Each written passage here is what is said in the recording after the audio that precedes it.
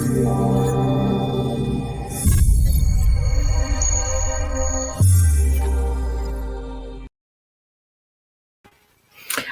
to another exciting edition of the Idea Gen Acceleration Summit. My name is Jane Oates. I'm the president of WorkingNation, a nonprofit media entity, and also the proud chair of Idea Gen DC and Baltimore. Today, we're going to hear a down to earth kind of conversation about a topic that you've read a lot about: green, environmental. What kinds of work is going on there? And while we see lots of headlines about it, we very rarely have the opportunity to talk to people who are doing work, real work in this green space.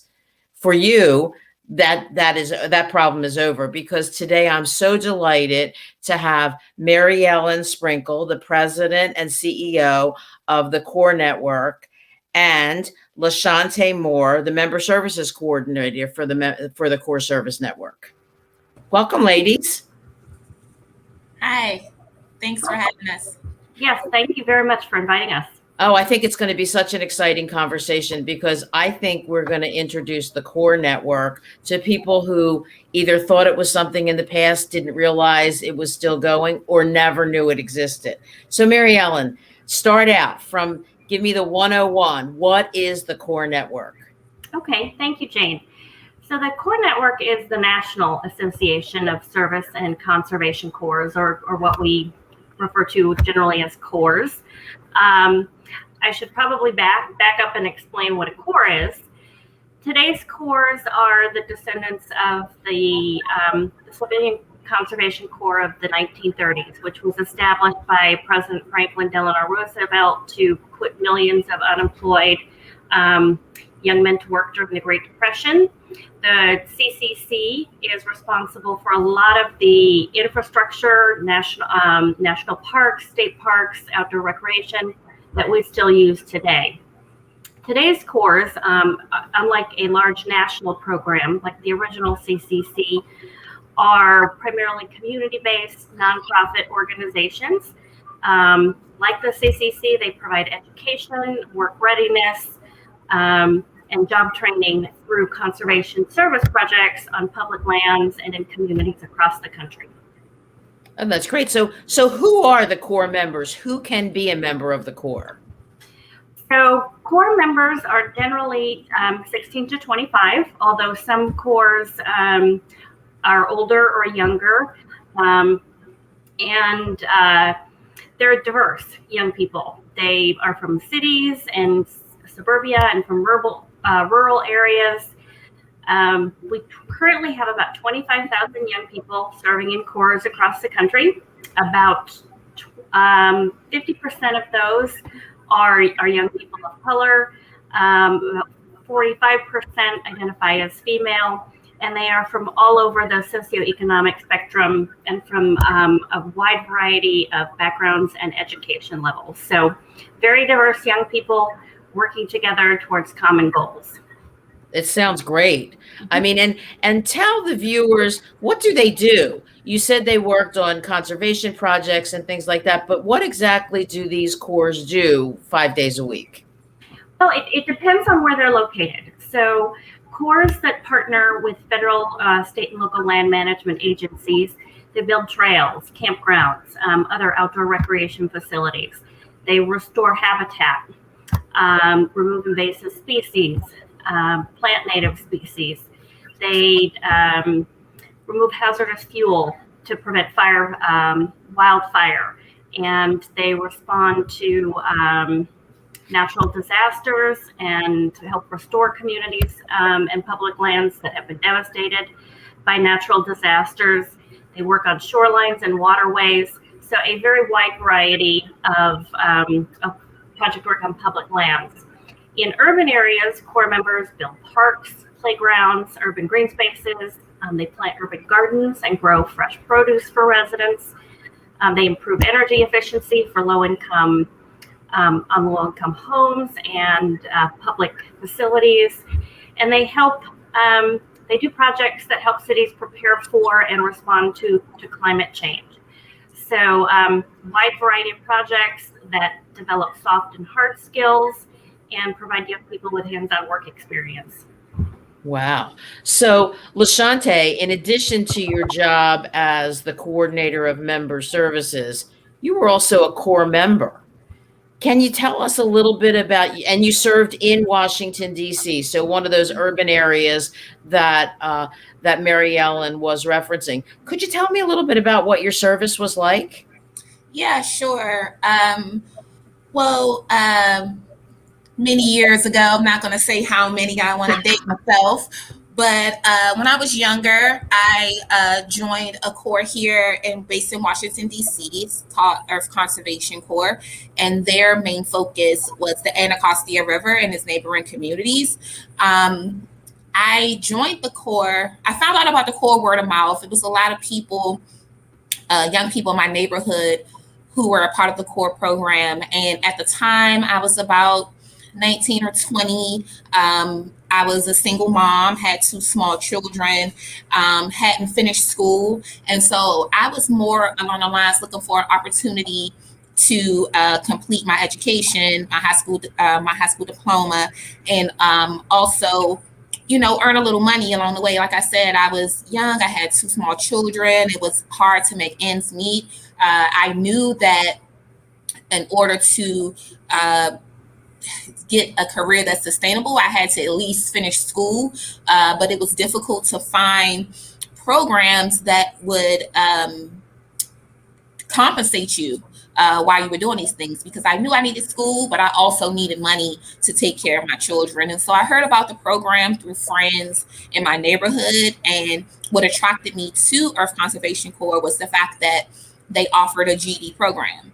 And so I joined the Corps for that reason. I really wanted to obtain my high school diploma or GED. And so I joined the Corps, and I wasn't a conservation girl. I wasn't so interested in climate change or environmental issues, even though I lived in a community that was definitely negatively affected by conservation issues. That wasn't a thought, the first thought of my mind or the second thought. It was something that was in the back of my head, but I didn't really think about. I was more interested in just trying to improve myself. Got into the Corps, got into the GED program, but while doing those things, while working on myself, I was able, the Corps opened my eyes to issues that were happening right around me, right where I lived, and showed me how those issues affected me in other ways, not just climate focused. So I joined the Corps. I did 2 years at Earth Conservation Corps, completed my GED, and I really attribute my career now to the Corps. I did not know that I would be so interested in conservation work. I did not know that it would be something that was so close to my heart, or even a career path that I could have. Being in the Corps helped me to realize that I possessed great leadership skills. I was good at public speaking. I was good at community organizing. And those were skills that I had but didn't recognize in myself. Got into the program, and they gave me the platform to express those things and to grow them and to shape them. And so that's how I got here today. I'm now the membership coordinator at the Corps Network, and I will definitely say that joining the Corps put me on this path, helped me to realize the strengths that I had in myself and how to exhibit those in every aspect of life. So it was a great experience for me. Boy, what a success story. Your two kids must be so proud of their mom. You got your GED, you learned all these skills, and now you have a great job with a project that's making a difference in your own community and across the country. So congratulations. That's terrific.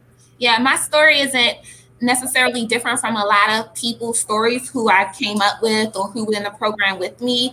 I think that for me personally, and for again, people who joined the program that I was in, this Urban Corps, it wasn't necessarily because we were so interested in conservation issues. It was more of looking for a way to improve ourselves, and the Corps gave us that platform. And being able to learn about conservation issues and climate issues that affect the community that we lived in, and how those things affect every aspect of our lives, was definitely a plus and a bonus. And I think that that's the best things about a Corps to me, is that it gives you the opportunity to build on the things that you have naturally and improve those things so that you can move further in life. Oh, that's terrific. So for the viewers, would you kind of walk through an average day that you had in your Corps? What did a day look like? Oh, wow. Busy. Definitely busy. Like I said, Earth Conservation Corps' main focus was the Anacostia River and its neighboring communities.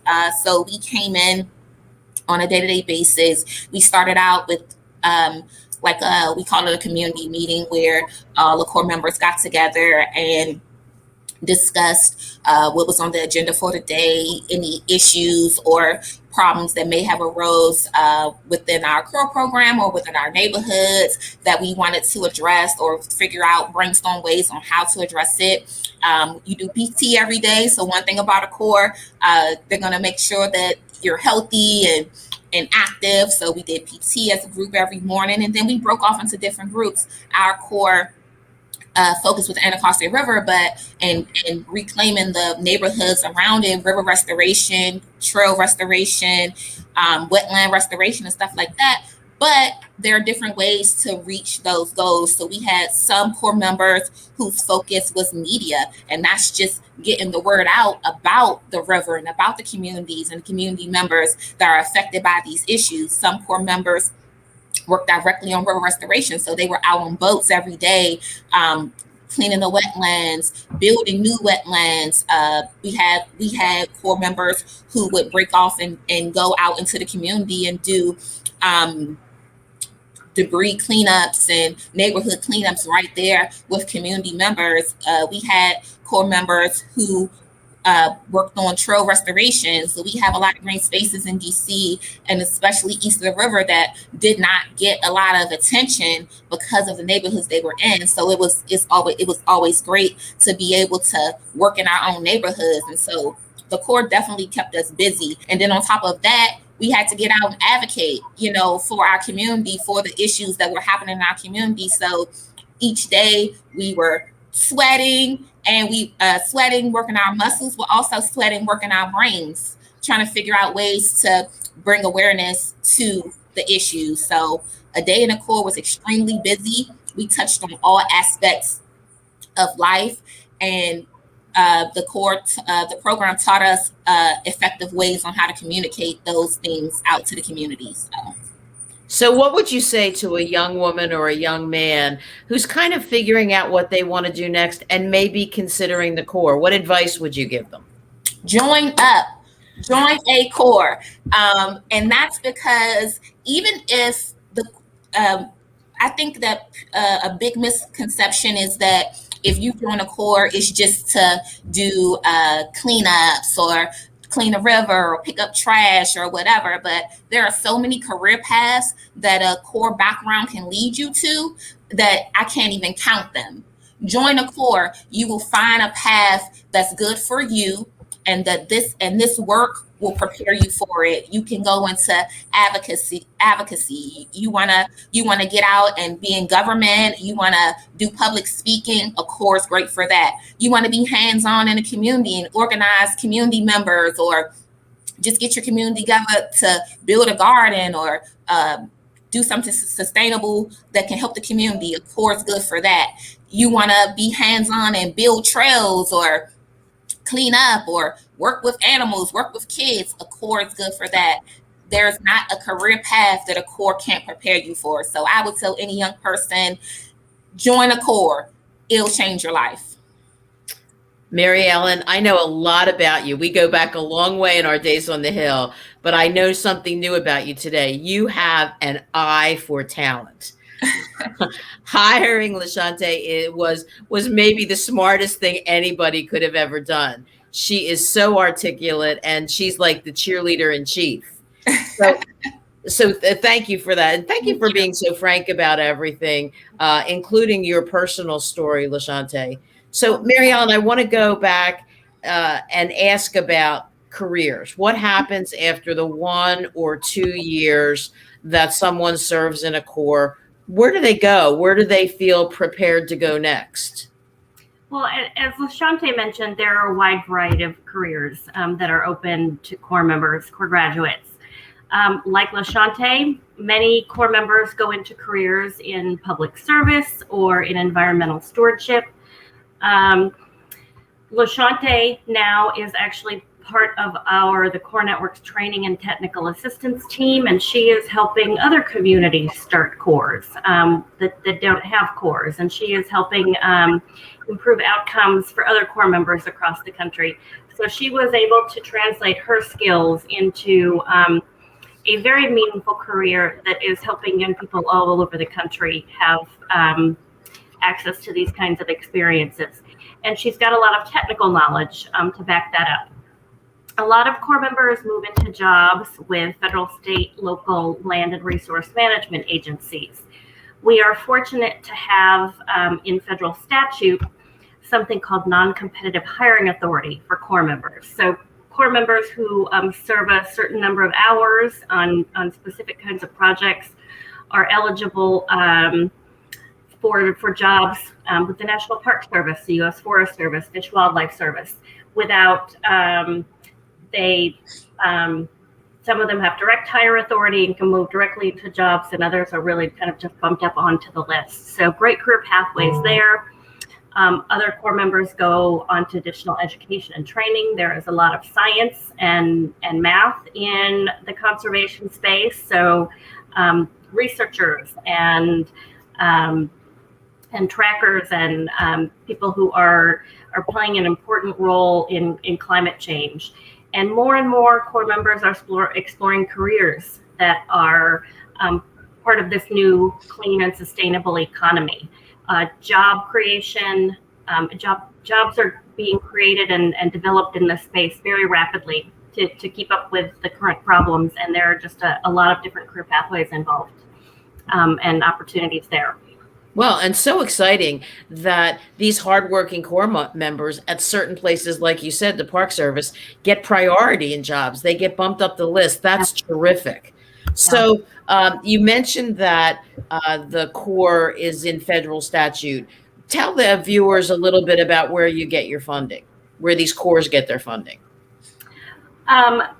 Corps do not have a line item in federal government, like in the federal budget, like a lot of organizations, and we're working on that. But right now, Corps access sometimes a lot of them have AmeriCorps dollars and are co-enrolling the young people that serve in AmeriCorps, so they're able to earn a stipend and living allowance and maybe an education award for their service. A lot of Corps are able to access Department of Labor, employment and training funding for the workforce development that they provide, and then some of their funding comes from the partnerships that they engage in with local, state, and federal land management. So it's a fee for service. So a Corps might be paid to build a campground in a national park. They might be paid to weatherize and retrofit a tract of low-income housing. Right now, Corps pull funding from a wide variety of funding streams. Some Corps directors have told me that they access as many as 50 different funding streams. We are trying to make that easier for Corps and to better support their work by obtaining a federal line item. But until that exists, Corps will continue to be kind of scrappy and entrepreneurial. Well, look, I hopefully you'll get a lot of people viewing this who will become advocates for you and start saying there should be a line item. Until then, tell the viewers how they can get involved. How can you find out if there's a Corps near you? How do you start a Corps? But how can you help the Corps that already exist? Absolutely. So there are a number of ways to either partner with an existing Corps, work with your community to start a Corps if there is not already one in existence. You can go to the Core Network's website, which is www.corenetwork.org, and we have a list of existing cores by state. So you can find out if there's a core operating near you and partner with them on project work, or serve as a mentor, or support core members. You can, like I said, work with your elected officials and community partners to start a core. And in that case, Lashante would maybe helping you with that endeavor, and come out to your community and kind of see what the possibilities are. Or if you are a young person and are interested in serving as a core member, I would absolutely encourage you to go to our website. There are cores all over the country, in the Crown Jewel National Parks like Yosemite and Glacier National Park, but there are also cores all over here in Anacostia, as Lashante mentioned. So lots of opportunities, and I would urge you to start at our website, but please feel free to reach out to us directly with additional questions. I can't imagine, after meeting the two of you, why everybody wouldn't want to get engaged. I mean, you're not only doing tremendous community service, but you're creating armies of young people who are articulate and caring, and, you know, are going to be great stewards of the environment. So thank you so much. I can't tell you how fun it was to talk to the two of you, and I'm sure all of our viewers felt the same way. Thanks for joining us. Thank you. Thank you.